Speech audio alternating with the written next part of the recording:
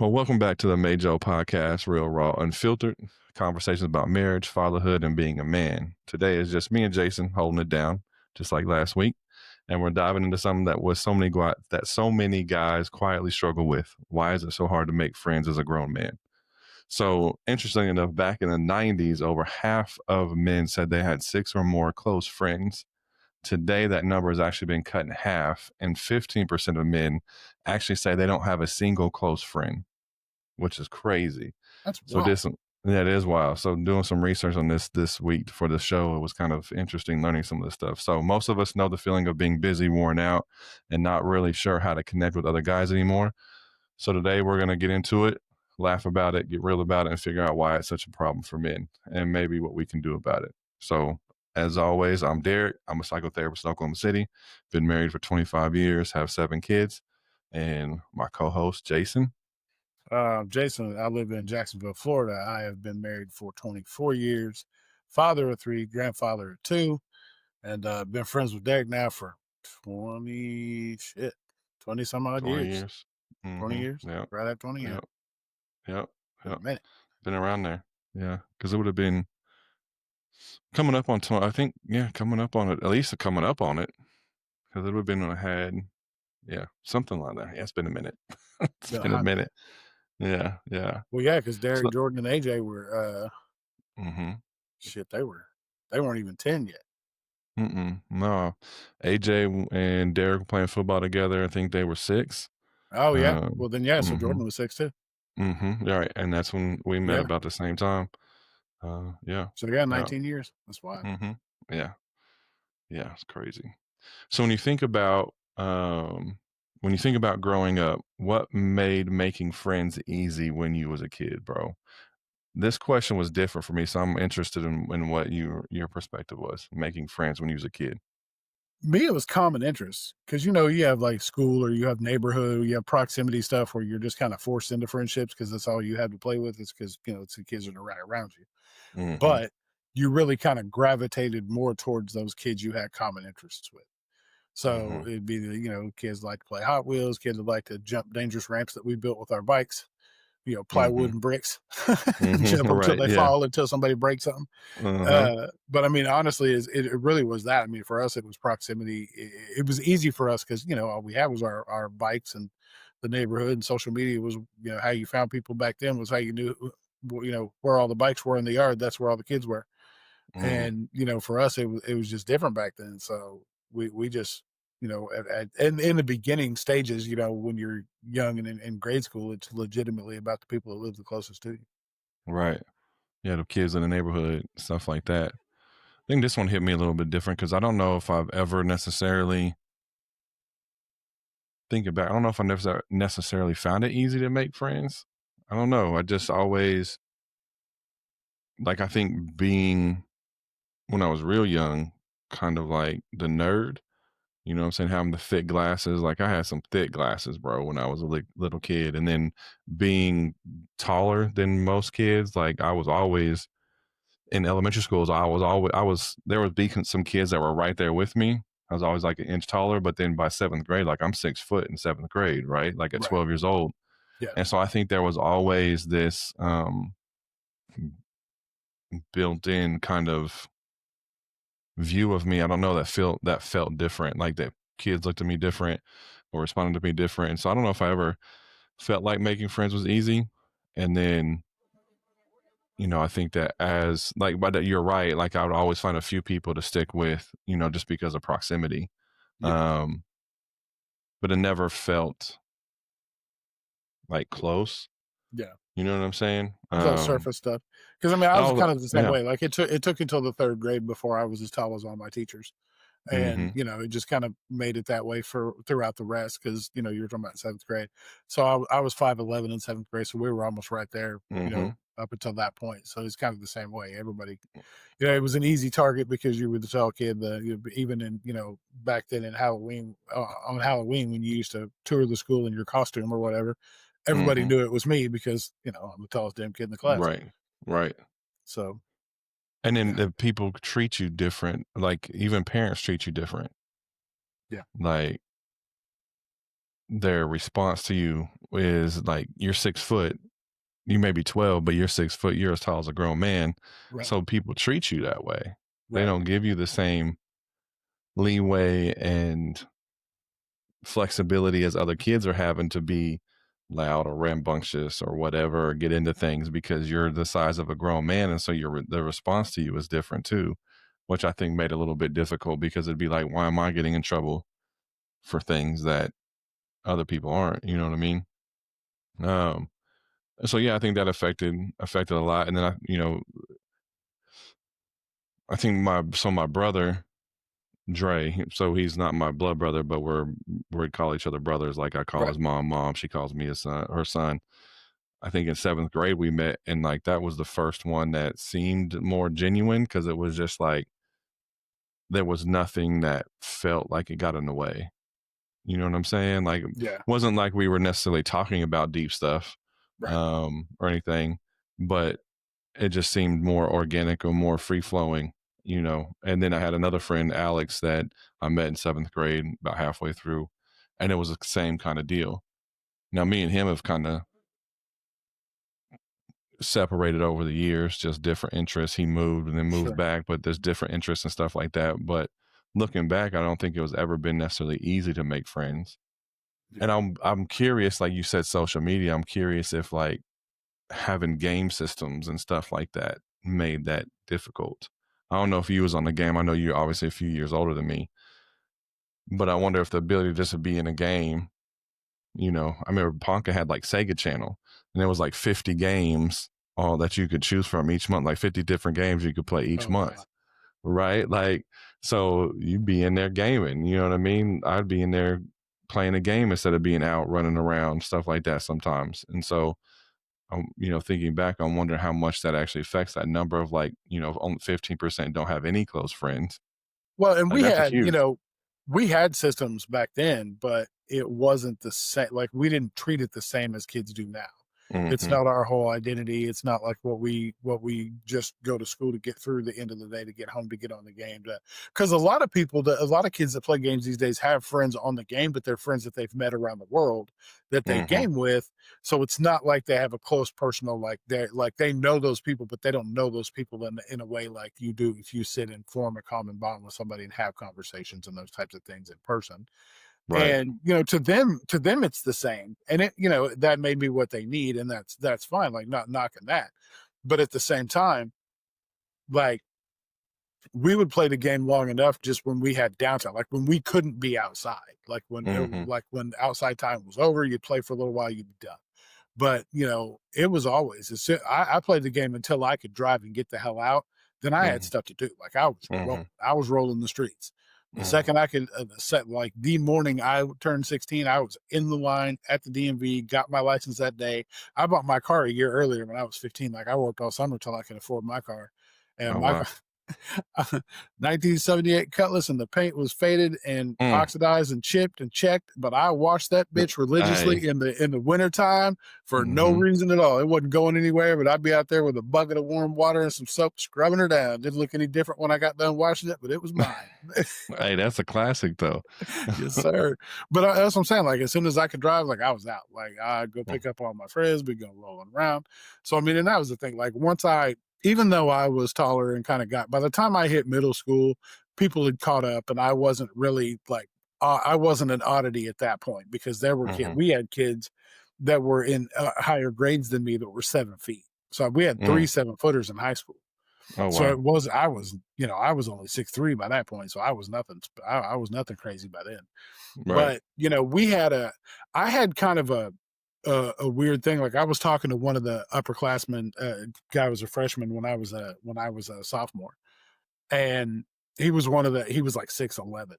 Um, and then we had three 7-footers, and that dude was like 6'10", 6'11". But it was funny to me because we have a whole bunch of upperclassmen that were super cool to all of the underclassmen. Mm. Like I have almost as many friends as upperclassmen as I do in my regular class that I graduated with. because we Mm. all like, and it didn't matter, like the most popular kid, the most like the fastest guy in track, the fastest football player, the most popular football player, all like everybody just talked to everybody. Like nobody made you feel like an outcast or an outsider. Like Mm. there was bullying, there was all that kind of stuff back then, but it was from different situations. It wasn't ever from those groups of kids giving other people a hard time. Right. So I still feel like, I can still reach out to those people now. Like when I come home to Oklahoma and I'm talking and I visit people, like some of those upperclassmen are the people that I visit when I'm home because Mhm. they've stayed in contact with me and they want to know, like they want to know what's happening. They followed me in my weight loss journey. They followed all that stuff. So Right. they're just as connected with me today as they have been. And I've given them their flowers countless times on Facebook and all other stuff. I'm just like, man, you guys were so great to us underclassmen that you kind of paid that forward and led us to have better interactions with those underclassmen below us Mhm. because like um this next weekend on the weekend of the 27th, or no, actually October 2nd, sorry, is we're having our 30th year anniversary or 30th year reunion for Putnam City for our graduating class. Okay. And we've put it out to everybody. It's legitimately everybody that was in school went from underclassmen to the time for to us as seniors, Mhm. and anybody that had anything to do with us can show up. It just show I mean, that just echoes the fact that it was just an all-inclusive type situation. So Yeah, it's like that's dope. we have people that were, that were freshmen and sophomore. By the time we graduated, they had started letting freshmen in. So it's Mm. anybody from freshmen all the way to seniors are invited to come and hang out because it was all part of our journey. So Right. it's just one of those things that it was cool in that situation for me all the way up through high school because I still have a lot of, like I said, a lot of those people that I'm connected with today. Not in the same like close knit like you and I and some other people that I hold really close to me are, but Mhm. it's good to have those people. Even in a distance, it's still cool. Yeah. No, that is dope because we just did, or they just celebrated our 25th because I graduated in 2000. And man, I was so conflicted about going. I ended up not going, but I remember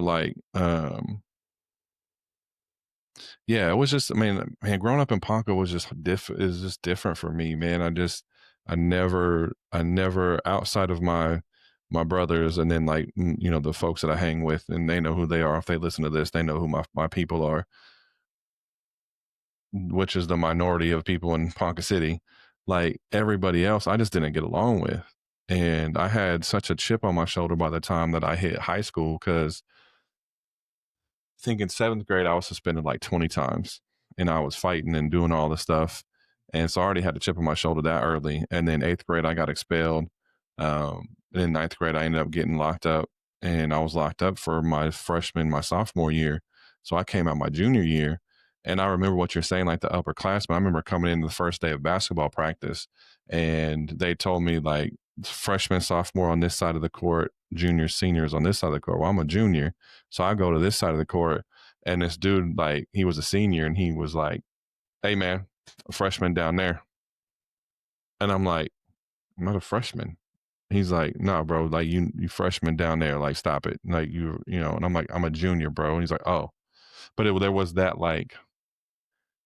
division already Right. that was there, and so I think I've always had that chip on my shoulder that's kept that distance from people Yeah. because I've felt that I've had to be tested, and then people don't understand, like, culturally, I'm not like culture, and you understand this, and people who know me, like, culturally, I'm not your average white cultural normative, Caucasian male, if however you want to politically correct Right. say that. And so I would, growing up in Ponca, I would get the called wigger and different things like that, and ridicule because I was one of three white dudes that was on the south side of town, right? And one of the three white dudes that had a pass to be there, on 12th Street after dark, and I would get ridiculed for that. So there was always animosity there. And so I don't know, man. I think it's just difficult to build those relationships. So when I get this invitation for the 25th 25th anniversary, I'm like, I don't know if I want to go. Like, these are people that I spent most of my childhood, you know early on, before I really understood my power, being picked on and bullied by. And then once I understood my power, had to fight and always defend myself against. And so why do I want to go back and see these people? I don't, And then it was funny. I got a message from some dude afterwards. Was like, missed you at the reunion. Hope to see you at 30 years. And I'm like, you're one of the dudes that I had an issue with. Like, you didn't miss me. Like, how you gonna miss me, right? Well, the funny thing about that is, though, is what a lot of times what you find is they realize that, how they acted and how they, how that stuff went. And they maybe have been called on the carpet for it from some other people. And Mm, that's their only chance to atone for what they did. Like they mm, want to have those conversations. And sometimes, like we've talked about in the past, having those conversations face to face is the best way to do it. mm-hmm. And Yeah. it's just one of those things, like, and because I've had those conversations with people. I've had conversations with exes that did me dirty and come back later and just apologize like hell about it, and all Mm-hmm. those types of things. And sometimes people just want that their couple of minutes of FaceTime to be able to be like, hey, sorry, I was a dick. Mm-hmm. I thought about that too. And like going back and just facing it, you know what I mean? And yeah, man, I don't know if I'm at that place yet. Well, I mean, and that's the thing is, you didn't go, so you obviously know you're not at that place yet, and Yeah. there's nothing wrong with not being at that place yet. Yeah. But you know, sitting back and thinking about, in 5 years it'll be 30, and Mm-hmm. the thing about me that really upsets me, because I if I didn't already have a speaking engagement going on that same weekend, I would be there. Like I'm actually upset I'm not getting to go, Mm, because 30 years is a pretty monumental reunion, because after this you start losing people. Like people mm, aren't going to be at the next one because mm-hmm. they're not going to be there. Right. So it's it's, and hell, I may not be here. So it's one of those things that you think about, you're just like, man, like it really sucks. But, I had a different experience than you did. So saying, Right. saying that, just just keeping an open mind about the fact that you may be ready by the time the 30 rolls around, like, that's about all you could do. That's what I'm leaning towards. Like I got, a few more years to continue to get on another level and emotionally and, you know, center myself more and be more emotionally intelligent and build my capacity All about that other and level. get on that level, bro. And be able to go back and not have that, still kind of have some of that. Cause I still feel that like angry teenager Sure. in inside and Well, and you will, until you have a chance to actually rectify that situation. Like until right. you're back in that position with your power that you have now, and can Hmm. say, you guys thought this about me, but this is how it actually turned out. This is what I'm doing now. And a lot of the times you'll go back and find out that some of those people that thought they had it in the bag probably didn't have it in the bag. And you Hmm. turned out the way you turned out. And sometimes they see that and they're like, dang, that's stupid. Like, Yeah. I think back on that now, and I try to, like, I preach to my kids so damn hard. Like, all those people that thought that they were the shit in high school, like, when you just trust and believe, wait Hmm. till you graduate, give it about 5 years, and those wheels are gonna come off those wagons. Now, some of them are gonna just skyrocket to the top, and that's fantastic. But the Hmm. rest of those motherfuckers that thought that they had it licked, Hmm. probably not gonna be that way. Yeah. Yeah. I done Yeah. seen it too Yeah. many times. I heard that story. I probably would be. I always thought I always had a thought of like the view of me back then from other people's view and perspective, and then like getting married, having kids. And I remember, let me finish that thought, ADHD moment. Sorry. The view of me and getting married young, having a kid young, and like what people, the chance that people gave me and Sheena. And like, even thinking about before me and Sheena got together, some of the girls that kind of like didn't give me a shot or anything like that, and the dudes that they went for, and then seeing like the heartbreak that they've experienced and the stuff that they've been through, and me and Sheena still over here rocking, which I'm like, I'm glad that didn't happen now looking Right. back, but in the moment it sucked. Like that Yeah. Oh, yeah. rejection didn't feel good, right? Right. And so now to be like that prideful part of me kind of comes up, and it was like, yep, you know what I'm saying? Me and Sheena have been able to make it work, and I guess she Right. was the catch and I was a catch. And, look at us 25 years later, don't, kind of that pridefulness in that of like, you wrote me off, but look at where we're at now kind of deal. Right.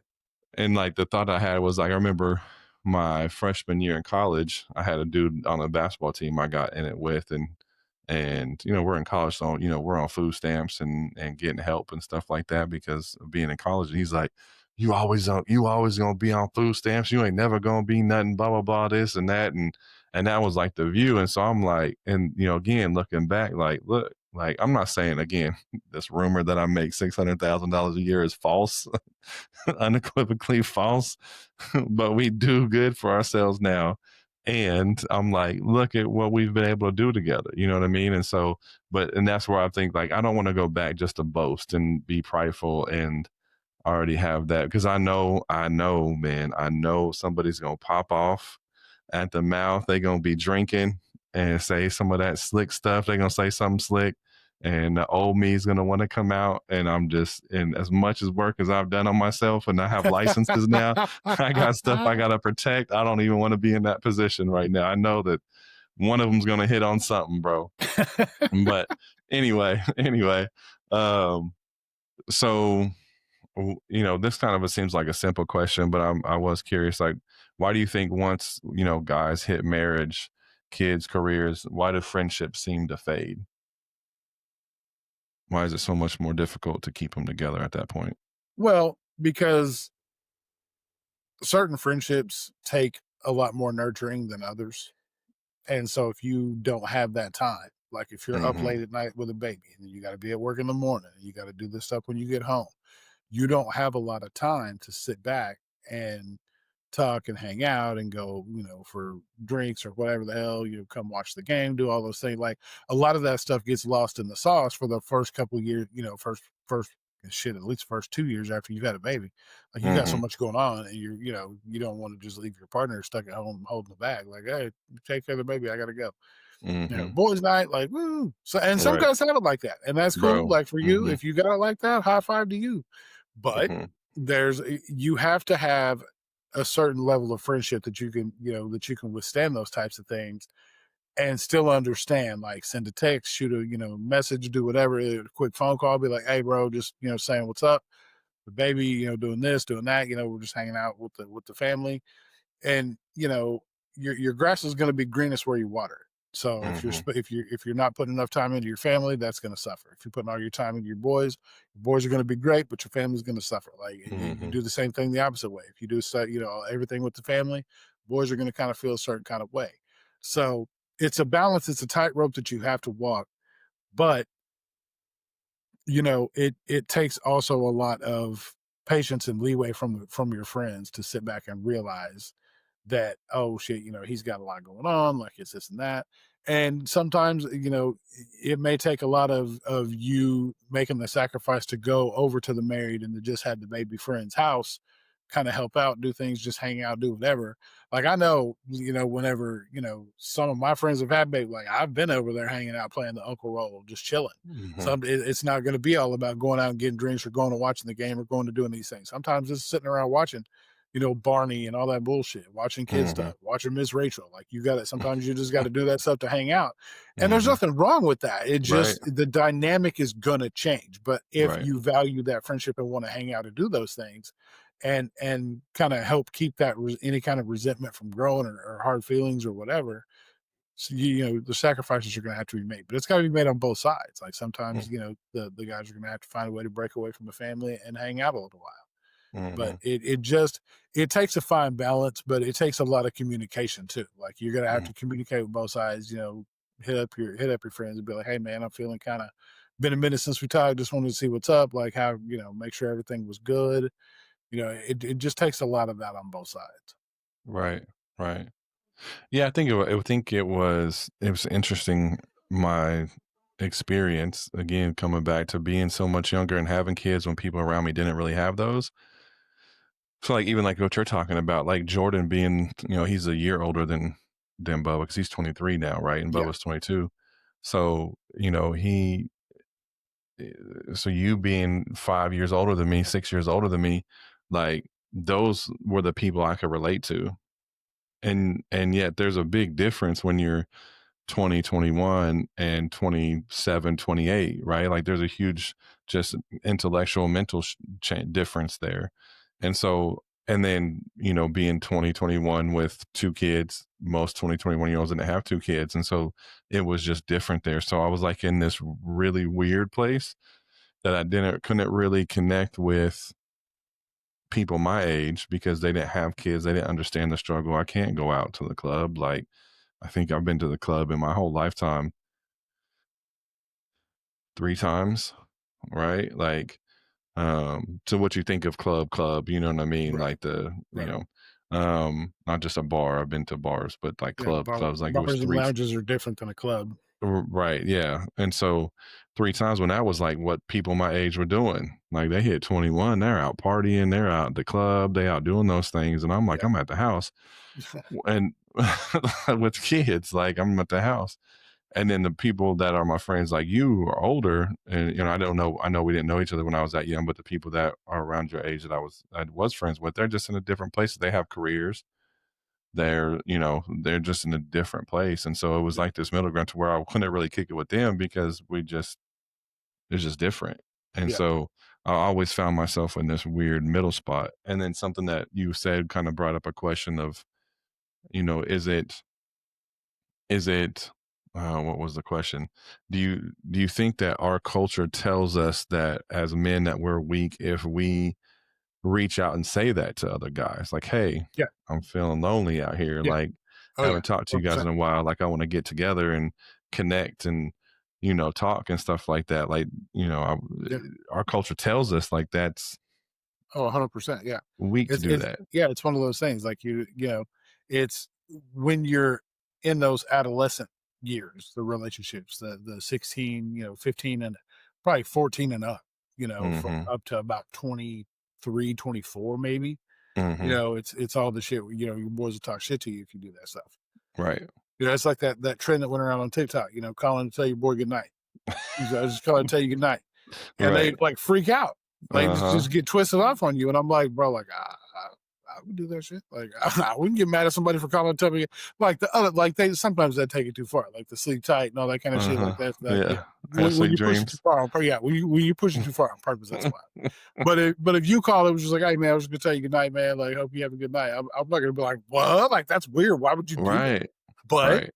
society pushes you in that direction. And for so many years, like I said, the formative years, like 13, 14 up to like 21, 22 maybe. But Mhm. that does sound, people try to act like super hard because they're trying to cement their masculinity in that way because they've Mhm. been brought up like, oh, you got to be a strong man, bro, all these things.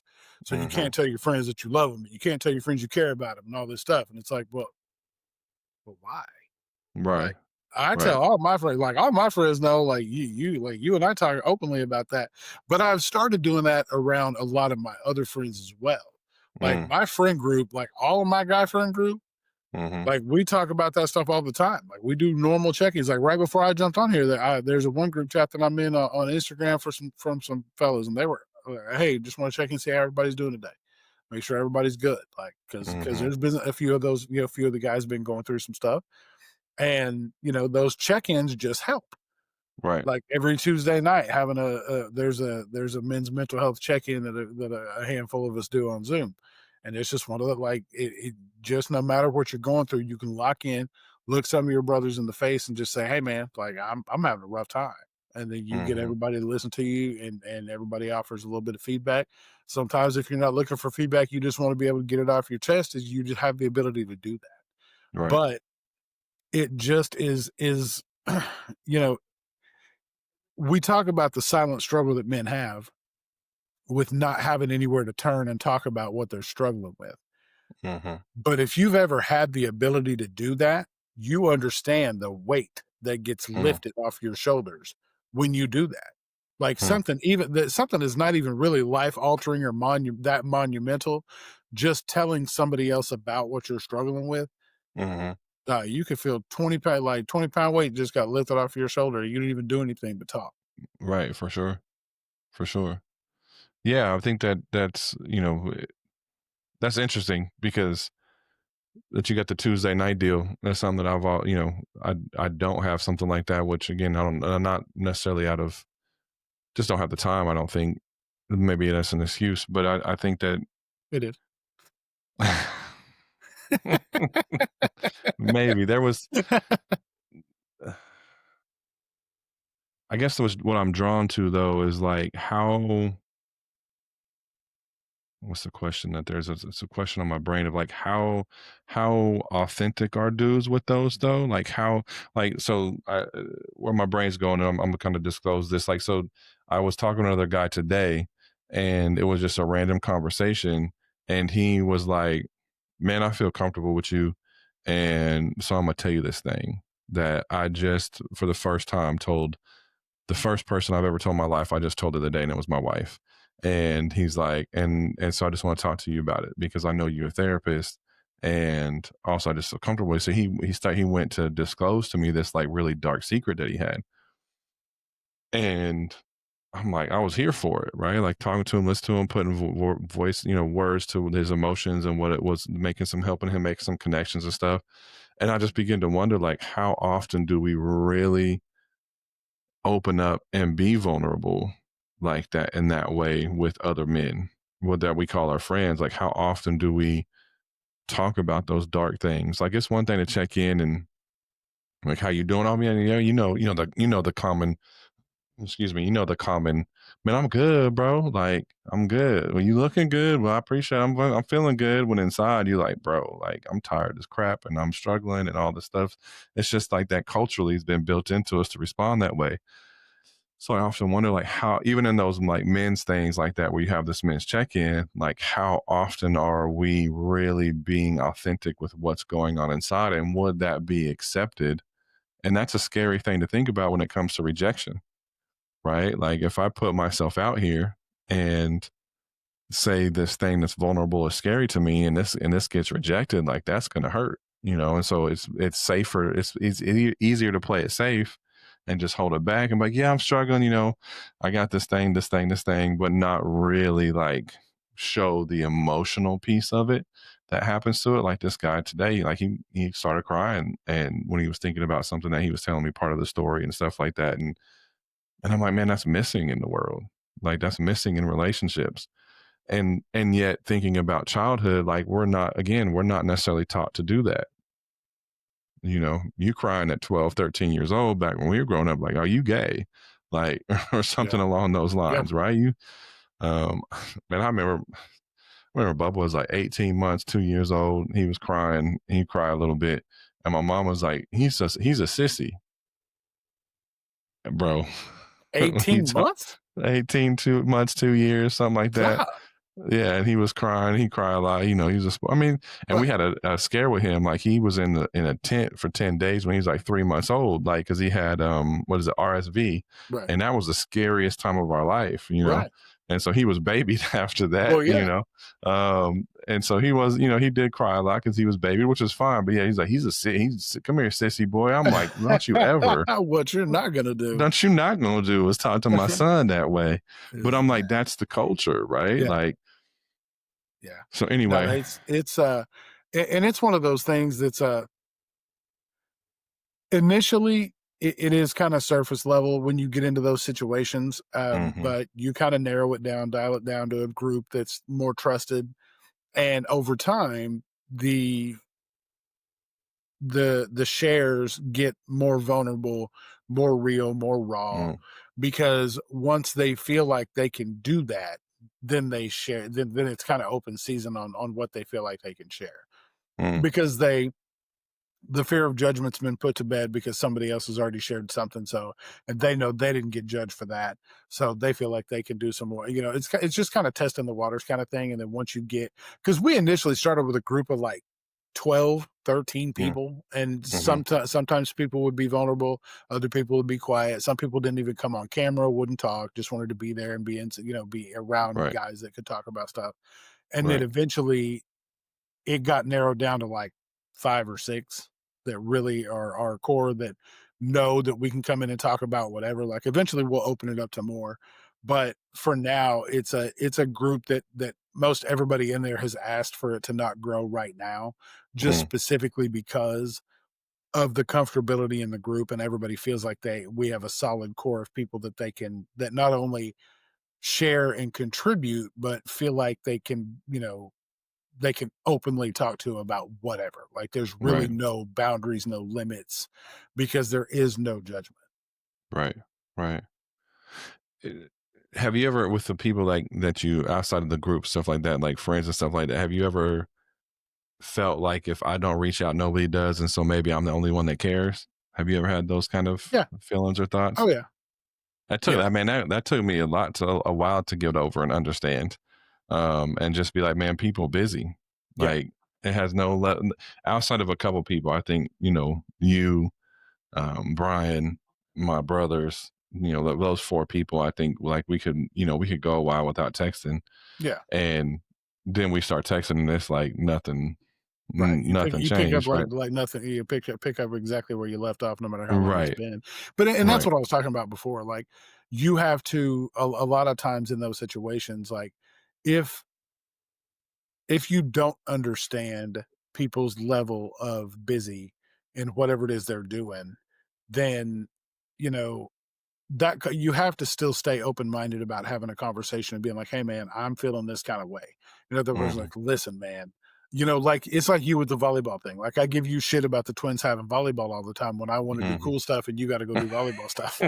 And like it Mexico. does suck. But at the same time, like I don't hold it against you. I'm not Right, like, well, you're an asshole because you're not going to come to New Orleans and hang right, out with me, or you're a right, dick because you can't come to Cancun in February, so you don't give a shit about me.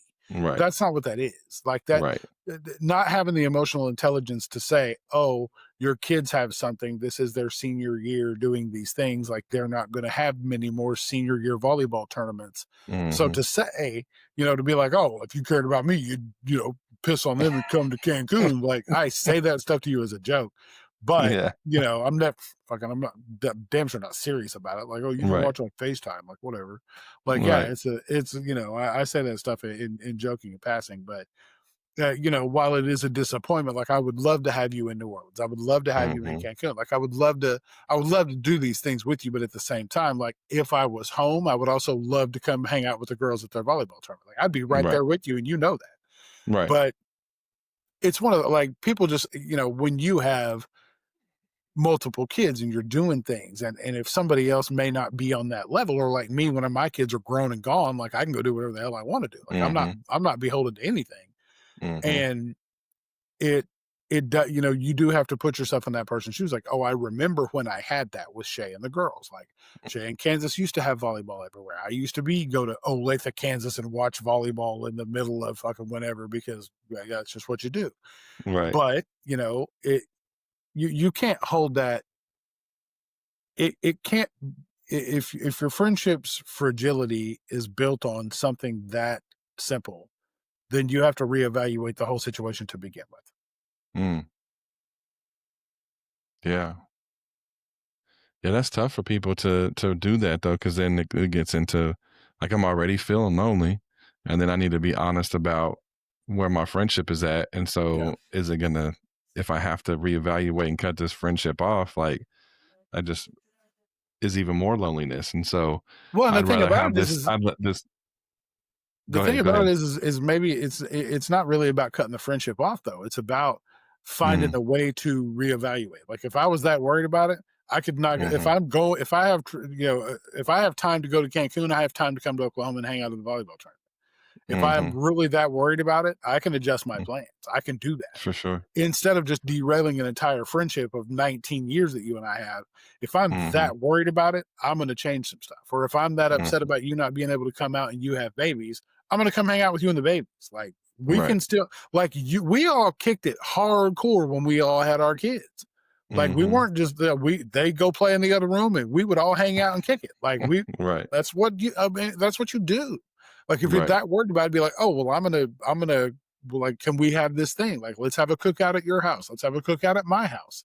Let's have Hmm. something that everybody can be involved in so that we still have our time and can hang out, but it just looks a little different. Like, that's the thing. So Hmm. many, like, we get so set in ways of seeing how things are supposed to be that we get tunnel vision. Like when you're Mhm. single and you're hanging out with your boys and you guys are going to doing all this stuff, like once one of you all gets locked down and has, a wife and has kids and has whatever, like, yeah, sometimes those Saturdays of going and hanging out and drinking all day and watching games turns into, oh, I got to go to IKEA and go build a fucking shelf. Do I want to go to IKEA and build a fucking shelf? No, I don't. Right. I don't want to get my degree in Swedish engineering on a fucking Saturday when I could be watching college football. No, I don't. I don't want to be Right. yelling at instructions that have that little cone face motherfucker on them while I'm building a shelf that I don't understand so she can put Mhm. fucking plants and knickknacks on it. No, I don't want to do that, but I'm gonna, because guess Mhm. what? She's got something you don't. She's going to do Mhm. things for me that you're not going to do for me. Right. So I'm going to go hang out with her. And Right. then if you Yeah. want to come hang out and help me get a degree in Swedish engineering, by all fucking means, you bring the beer. We're going to hang out and do this thing. Like Mhm. it just, sometimes those things have to change. Like it's a give and take, and you can't just stand strong on ideologies that you used to have. Life, Mhm. as well as friendships, as well as relationships, as well as everything in our lives has to evolve. Yeah. And it For can't sure. you can't just think you're in a different place. You can't just think you're on another level or a different plane. You have to Mhm. actually prove and be in that different plane. You have to Mhm. evolve or you die. For sure. For sure. Yeah, it brings up a question of like what happens to a man when he doesn't have close friendships. And I think back like when those moments of real kind of loneliness and stuff that I've had, like it's it's it's miserable, I think is the word that comes to mind. Like it adds a lot of pressure, I think, to your wife. It adds pressure to the kids. It adds pressure to yourself when you don't have other men that you can call like a close friend.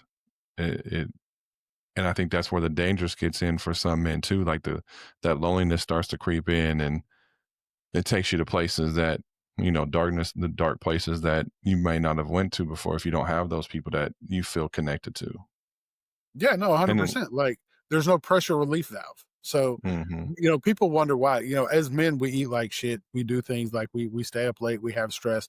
But stress, as they tell you, is the number one cause of heart disease, heart attacks, heart strokes, all these things. hmm That stress comes from having no pressure relief valve. If you don't hmm have somebody you can talk to, get things off your chest, that's not just metaphoric. Getting things off hmm your chest, legitimately talking out your struggle, your concern, your problem, how you feel like you've been slighted, how you feel like somebody doesn't listen, all of these things. Once you talk about those things and that relief comes over you, that's the de-stressor that people need. And if they hmm don't have that, I just need some alone time. Alone time just allows you to push that ruminate. shit down hmm farther and repress those memories and those feelings and those thoughts and those things, because you're thinking, well, nobody gives a shit anyway. Nobody's going to listen. hmm Nobody cares. But Yeah. having somebody that I can call and talk to and be like, hey, listen, like I can reach out to you and be like, it's been a shit day. Your follow is hmm going to be like, talk to me. What happened? What's this about? Right. And once I talk about it and talk it out, then I feel better about the situation. And a lot of times, we're looking for, as men, we're fixers. We want a solution to the problem. We don't just, hmm sometimes if you just tell me, hey, I just need to vent this shit out, I'm gonna let you vent it out. I'm not gonna try to actively look for a solution because you don't want that. You don't need that. Right. But a lot of times, as men, as fixers ourselves, once we talk it out, that helps us come up with our own strategy to fix whatever it is that we're having the issue with in the first place. And if hmm we need a sounding board and I throw things against you and you're like, oh, hey, I don't know if you thought about this, maybe you can look at it like this, or maybe you can approach it like this. I don't know if you've hmm thought about that. Have you thought about this? And sometimes I'm going to take pieces of what you say and go, oh shit, you're right. I didn't think about it that way. Let me formulate a plan so that I can fix this. Or Right. it may be you're being irrational and this is how I think you need to look at it so that it doesn't affect you this way moving forward. And hmm these are all things that if you don't have somebody close you can talk to about, it would help you to find somebody like that you can talk to about it, because Right. it legitimately can change or save your life. Yeah, I think there's even a fear for men to open up to their wives too, Oh, even though 100%. we then expect them to be our emotional outlet where they can handle all of our anger and stuff like that, but we don't actually show them the vulnerableness that's underneath that anger. There's Mhm. a fear there of that rejection Yeah. that is there. I think that that's been, you know, one of the struggles I think that, maybe Sheena and I have faced here lately is that difference of who I was and who I have been for 20 years where, Right. I was tough, tough, Sure. anger, like really hardcore exterior. And the more work that I've done of trying to understand my emotions Right. and be able to express myself and be more vulnerable, with her, I think that she's had a kind of a not like a rejection of it, but she's kind of like had to adjust to that as well, to where Right. she's got used to being the person that had to deal with my anger and stuff like that, which isn't fair to her, Yeah. right? Like that's not fair to her that I have to put all that on her instead of being able to, talk it out and deal with it in a really healthy way. Uh, and then there's this shift, and so then now she's trying to figure out how to handle that. Where if I do get my feelings hurt, I'm like, I don't like that. And she may say like, oh, well, you were a little grouchy this morning or you're angry. And I'm like, no, I'm not angry. I feel really disrespected or I feel really hurt by this. And so she's like having to now kind of like reconsider herself. And so I think there's a big fear for men too when it comes to being that with their wives. And so Yeah. if you don't have that outlet somewhere, even with other men, you're just holding all that in and ruminating on all that and just at this level where then you're just destroying all sorts of relationships. And I can think back that too, like in those times where I was really closed off and just angry, like with some of my friendships where I would get angry for stupid stuff and ruin friendships over stupid stuff. Yeah. Oh, you're not giving me credit for this that I did, or you're you know, you I remember this one time uh when I used to help manage some artists and do some things, like I got a speeding ticket and nobody helped offer to pay for it with me, right? Because I was driving people. It was my, I was paying for the car. We were driving together, and I was trying to catch up with this other car with a group of guys in it, and it got pulled over. I had a speeding ticket. Nobody offered to help pay for it with me, which was fine. I could afford it. Um, but then we were in a car with another guy driving. He got pulled over, and immediately, like two other guys were like, I can help cover it with you. I got you. And I was like, Oh, man, that's F that. different. Because I started to be Um, like, "That's wild shit that you got mad at," but that brings it into context. right. So, yeah, because at first it wasn't like I wasn't expecting anything. I was like, I just got this ticket. But then when they, like, the next time that this dude gets a speeding ticket and they jump in, and I'm like, man, F y'all. Like, y'all didn't offer, but instead of being able to speak and say, hey, I'm kind of hurt by this. Like, I'm a little upset about this. I just want y'all to see this difference that happened and be able to talk about it effectively. I'm just getting angry and shut down and end up, and then who wants an angry person around them all the time? Right. And so some of that's my responsibility of why I haven't been able to build good friendships, um, other than a select couple people. Um, but there's this, if you don't have that release somewhere, you're gonna destroy relationship, especially with your wife, who's the main one that's gonna take the brunt of that. Yeah, well, I mean, and also growing up, we've been taught that being mad or being happy are the only 2 acceptable emotions. Right. As a man, you can be mad because getting mad is that's what men do. Men get mad. Right. Right. Um, and so we have a hard time letting go of that in our relationships with females because we don't want to be looked at as the sappy one, the soft one, the vulnerable one, the one, because there have been I promise you there's been times in everybody's relationship in not relationship with who they're, their current people now, but there's been a female in your life somewhere sometime that's made fun of you for being emotional. That's Mm-hmm. happened. Like and Mm-hmm. so no guy ever wants that to happen. Right. So, they get closed off about these things, emotionally closed off and don't want to talk about a lot of stuff like that. Or they don't want to be seen as the vulnerable one or this, the sappy one. Right. And it is hard. I Mm-hmm. have done a lot of kind of work on myself with the, being less angry, not letting anger take as much of a hold, but at the same time trying to express more emotions and things like that. But at the same time, like, you know, my wife being trained to not be an emotional person. Like Mm-hmm. she's a counselor as well. So while she does stay strict to the, not counseling spouses and things or counseling friends and family, like, so she won't ever try to, diagnose me or counsel me, but she is just so designed in the no emotion, don't let emotion show any of that kind of shit. It's hard for me to do that with her because Mm-hmm. she just doesn't view it the same because she's just been indoctrinated with the no emotion shit that it just doesn't, like, it'll be lost on her that she hurt my feelings at all. Now, when I come out and say things about it, we'll have a conversation as long as I don't, if I start off being an asshole about it, then it's a fight. But if I come to her Right. and be like, "Hey, listen," because anybody's going to go on the defensive if you just attack Right. them. Doesn't matter. Right. Absolutely. It doesn't matter if they're right or wrong. Right. But at the same time, like if I can come to her and be like, "Hey, listen," like this happened just actually a couple weeks ago. She said something and I was quiet. I just stayed quiet for like fucking a while, like a good couple of hours. And Mm, eventually she's like, "Hey, what the fuck? Like, what's going on?" And I said something, and I was like, "Hey, listen," I was like, she's like, "Are you really mad at me?" And I was like, "No, I'm hurt."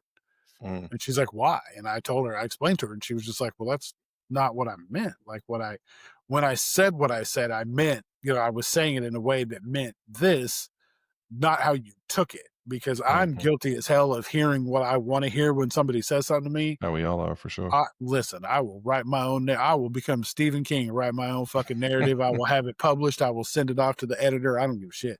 Mm-hmm. And we've worked on that a lot. She's like, listen to what I'm telling you, not what you hear, not what you tell yourself, but what you're actually being told.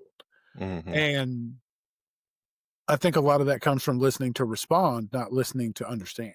Mm-hmm. And it's a hard habit to break, but at the same time, like, it's one that I have to break because I can't just sit back and expect her to change everything about the way she communicates. Like if Right. she's doing something blatantly that's disrespectful or being an asshole, then yeah, I'm going to expect her to change that. Right. But I have to be willing to make changes and sacrifices in the way I communicate as well. And it just sometimes it's hard to make that shift and be more vulnerable than angry because angry is just, you're mad until somebody apologizes, then you try to get better about it. But being vulnerable requires actual hard, deep conversations. And that's what most men, shy away from is we don't want to have those deep conversations. Yeah. Yeah. Which the more that I think I've been willing to try to have those conversations, the more they've become a little easier. Oh yeah. Even like my guy today that was talking to me, he's like, man, afterwards, he at the end of it, he's like, it's crazy to think that I was so scared to say this, and then like saying it to my wife helped me feel like a little empowered. And he's like, Yeah. now talking to you, like at the end of talking to you, like I feel even more stronger and more Yeah. empowered with that story of like I feel more like I can talk more and more about it. And I think that's the kind of like you have to face that fear of that risk of being rejected Uh-huh. and being more vulnerable. And I think once you start doing it, and not saying that everybody's going to accept it, like you're going to get rejected, like that's a part of it. Somebody's not going to be able to handle it because their own inability to handle other people's Sure. emotions, right? And the more that you do start doing it, the more you'll feel more empowered and strengthened and free to express. I think one of the things that's interesting that I've always found for myself was that I would never, it's been really rare, but I would try my best not to cry in front of people. And yet when there would be a man that would stand up and speak, like give some sort of speech or something, and he'd become emotional, like I'd have so much respect for that person. Yeah. Like to be able to get up in front of all these people and be vulnerable that way and show your emotions that way, I'd have so much respect for that person. And yet I wouldn't allow myself to get to that place where I can respect myself for that, Right. And so I think it's facing the fear of rejection and stepping into that and knowing that the more you talk about vulnerable things, the stronger you become and the more empowered you become Yeah, and the easier it becomes in a way. Like it's still going to be tough. It'll always be tough to have uncomfortable, vulnerable conversations just because sure. of our society. And you'll be more willing to do it the more you risk it and the more you experience it. Yeah, it's just And like so I it's like collecting infinity stones. The more you do it, the more mhm, empowered you become, and the easier mhm, it is to have them. And it legitimately, I mean, it's kind of one of those things that, with my bariatric journey, my weight loss, and all that stuff, people are like, "Oh, how did you become so open about these things that a lot of people hide?" Because so many people in the bariatric community have hidden accounts, or they create a separate, Instagram or Facebook or whatever, that's strictly mhm, for the bariatric community or the weight loss mm, community or whatever, because they don't interesting. like, there's people that their own family don't even know that they've had Oh, surgery. wow. Oh, They wow. don't tell their kids. They don't tell their, like, we've had people that haven't told their spouse or their kids. They just go off, say they've got to go on a business trip, go have surgery, come back, and all of a sudden they look different. Oh, Like wow. 6, 8 months down the road, they've lost 100 pounds. Like, oh my God, I've just been going to the gym and eating better. Like, they just, because they know they know that the support's not going to be there. They Right. have family nobody understands and all that kind of stuff. And so, Mhm, but when they ask me, and I'm just like, I know what it was like to start this journey. It's isolating, it's hard. Nobody mhm, understands. Like, I'm the biggest person my family has ever had. Like, any mm, my father, my brothers, nobody as far back as my lineage can go, I'm the heaviest person that's ever, the tallest and the heaviest person that's ever been in my family. wow. So for that, it's that you don't get any more isolating than that. But my family was behind me, luckily, and they supported me and all that. But when other people ask me that, I'm like, well, I know what it's like to be alone Mhm, in this stuff. So mhm, I don't want the next person to feel that way. So the more you can get out and talk about these types of things, it does get empowering, like you were saying. Having these tough conversations, they empower you in such a way that you want to get out and tell somebody else, because there's somebody else out there in the world that's going through what you're going through. mhm, And finding those commonalities and similarities in those, with those people, are not only going to help you in your journey, but them in their journey. And you're going to get support out of those people. Like, and that's like mhm, one of the things we're talking about with these friendships. Like, it's been easy for me to gain a lot of really close friends over these last few years, 5 years that I've been post-op, bariatric surgery, because so many of the guys that I have met in the community, that's our thread. That's our commonality right there. And I've been able to mhm, build some really strong friendships with these people in doing so, because we have that as a jumping off point to talk about. And then it just builds from there. mhm. Yeah, yeah, as you're talking, I mean, saying that, it's like I was gonna ask the question of, like, if somebody wants more friends or, wants to build those friendships, where do they start? And is it really finding a commonality just like as kids? Is that what you found has worked? Is that commonality the same way? Or, I mean, what would you recommend somebody doing in that if they want more friends? Honestly, as crazy as it sounds, in the age of social media, there are so many groups out there for whatever you want to do. Like, the biggest thing I joined not too long ago, which was funny, is I joined a sneaker enthusiast group, because I am Mm, a sneakerhead like nobody's business. And there's people in there that are, there's old heads against new heads, against this, against that. And you find people mhm, banding together that you don't know from across the country, across the world. And mhm, it's just easier that way to look on, like, Facebook or Instagram or whatever, and find a group of people that like whatever you're into, whatever that may look like.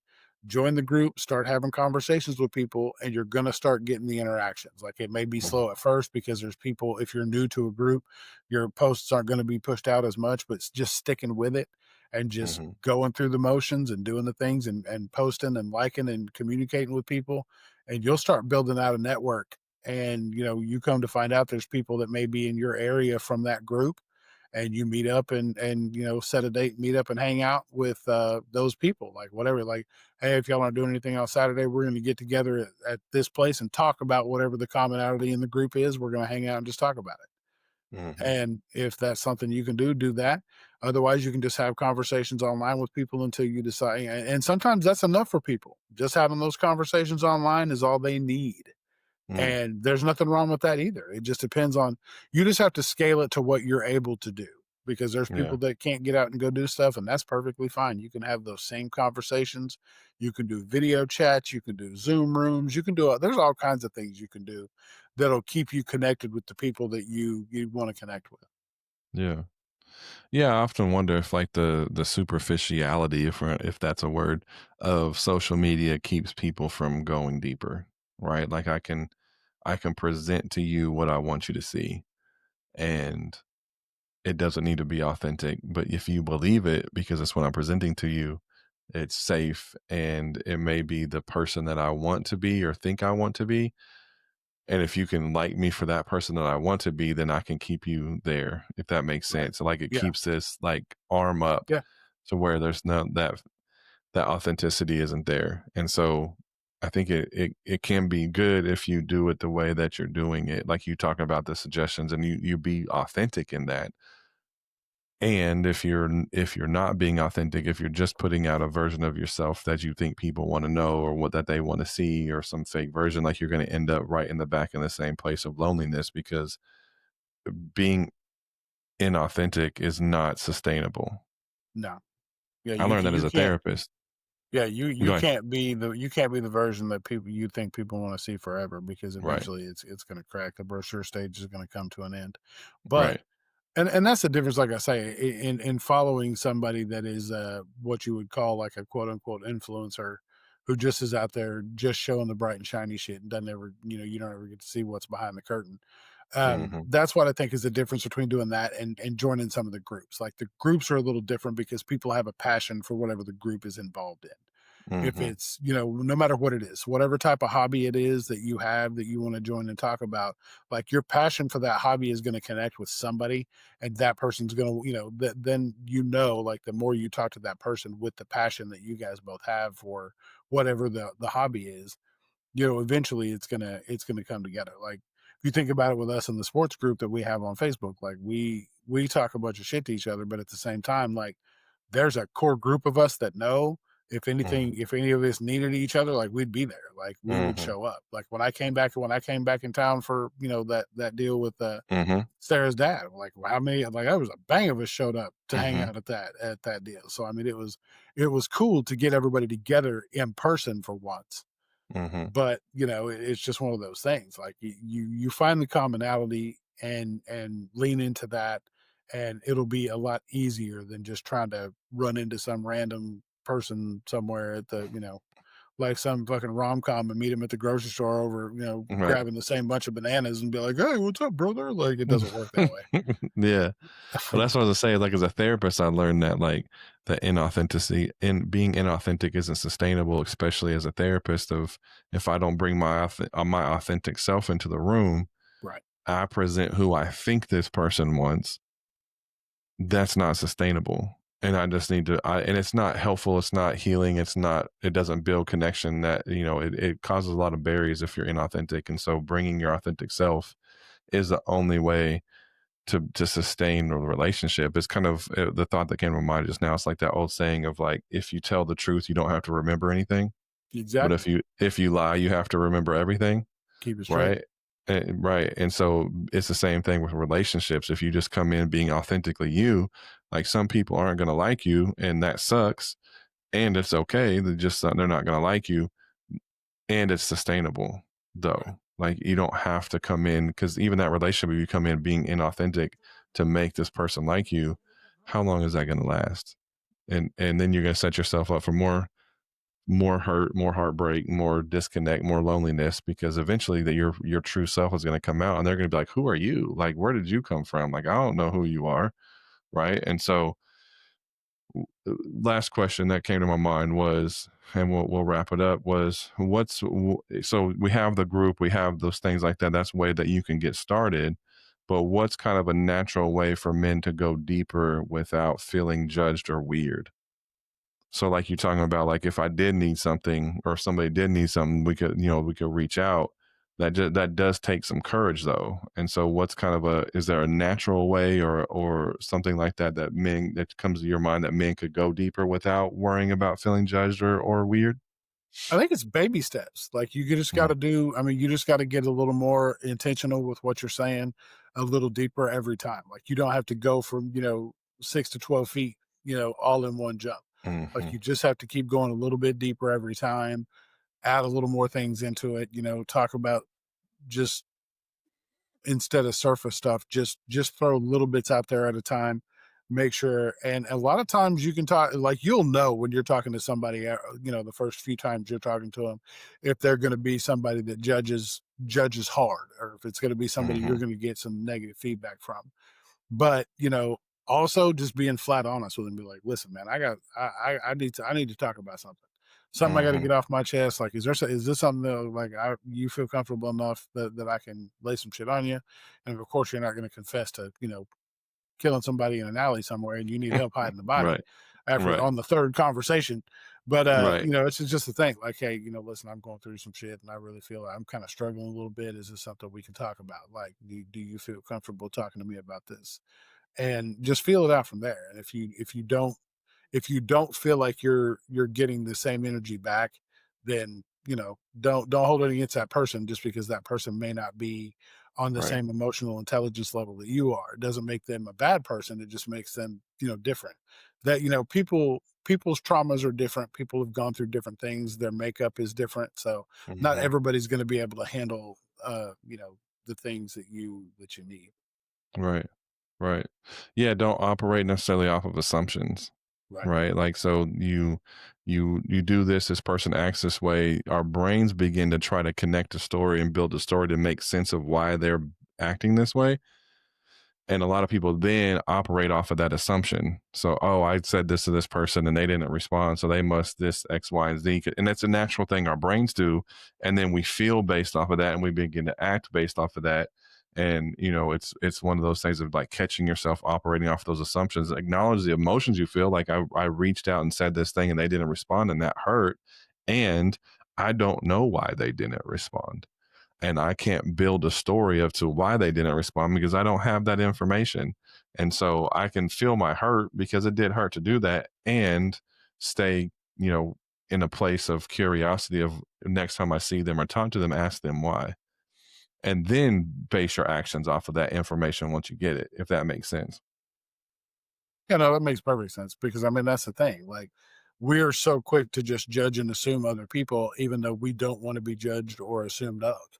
We don't want anybody Hmm. to judge or assume why we weren't able to do something, but we're Hmm. quick to do it to other people. So it Right. just makes more sense to sit back and say, oh, hey, I wanted to have this conversation because when I needed to talk about this, you weren't available. Is there something we can talk about from your side that we may need to discuss? Right. You have to be as willing to be open with somebody about what they're going through as you are, because you don't want to constantly be the vacuum in the situation. You want to Right. be able to hold to help them hold whatever they're going through as well. Right. Right. Which I think is one of the reasons this came to me was like why and it didn't just come to me. It's one of the reasons why we started the podcast, but it came to me as we're talking of like, we want to put out there real, raw, and unfiltered conversations between men. Like some of the stuff I've talked about on this show, just in the few short episodes we have, is stuff that I want to necessarily open up about to most people.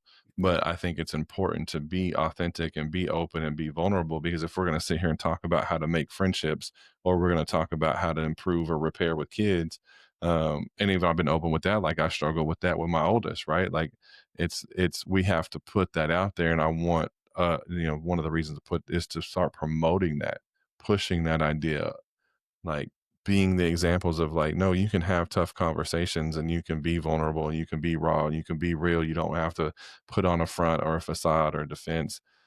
And the last thing I'll say with this is like, again, in that you become stronger. Like there's this idea that anger is strength or putting off this tough exterior strength, when in reality, being able to navigate your emotions and express your emotions as they come and willing to lean into those things and experience those things and be vulnerable, like there's strength in that. Strength to me, right? Like if I'm hurt by something or I feel sad about something, I let myself cry. Like there's strength in that to me because I'm willing to allow that to happen and I know what's happening. I'm processing that instead of trying to hide from it and hold it down and shove it down and suppress it. Like that's fear, that's being scared, that's being weak, and so as you do this, you actually build the true definition of strength because you have more emotional intelligence and strength and ability and capacity, and you show that to other people, and people want that. People are drawn to people like that. Yeah. Well, if you Yeah. think about it, like when you're talking about the being able to navigate your emotions and strength, if you think about it, when you've really been mad about something, like how clear is your thought process when you're that mad? When you're worked Right. up and you're pissed off and you're like, can you actively process thoughts well enough to Absolutely complete not. whatever task you're upset about? No, No. you flooded. You flooded. It's You're flooded. physiological at Yeah, that point. exactly. So you step back, you take a breath, you calm down, you decompress, you figure it out, then your thoughts start to work again, then you can maneuver the situation. When Hmm. in reality, if you had the strength to navigate those emotions and make it through those, those whitewater rapids of the flood of emotions, then you're going to make those you're going to make the best moves and the best thoughts and have the best Right. decisions all the time because you Right. can sit back and play chess, not checkers, not battleship, not war, not anything else. You can sit back and strategize, think about what your next move is, make that next move because Hmm. you've been able to navigate those emotions, stay calm, and have a clear thought process. Right. The metaphor that kind of came to my mind, and I always use with clients, I use physical because physical things is similar to emotional things, like physical work is similar to emotional work. So you ever seen that thing that like drops the bars down, Yeah. like and the athletes grab the bars? I Mhm. forget what it's called, but Yeah. it's It's the like reaction test. yeah, right. And so it's that's a physical test that you can get better at, but it takes time to react to that, and it's the same thing emotionally, right? Like the more you allow yourself to feel, yes, in the beginning, you're going to miss the bars and you may say something you don't want to, or you may cry more than you want to, or you may get angry or whatever. But the more you work at allowing yourself to express it, the more you'll be able to react in the moment the way that you want to react. Like you don't want to miss the bar, but you're going to Right. miss the bar early on until you train your muscles to react quicker. And it's the Right. same thing emotionally. You'll be able to learn to react quicker to that emotion and how you want to in that emotion instead of reacting out of anger or out of fear or something like that. Or even if you do feel fear, you'll be able to react how you want to in that fear, not like explode or cause damage or something like that, if that all Right. makes sense. But Yeah. I always kind of use the metaphor. If it's physical work is the same, we need to view emotional work the same as we do physical work. It Hmm. takes time Yeah. and Yeah. effort and consistency.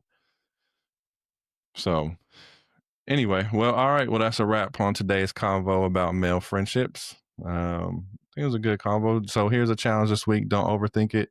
Text a friend, plan a quick lunch, send a dumb meme, make the first move, be vulnerable, say something to somebody.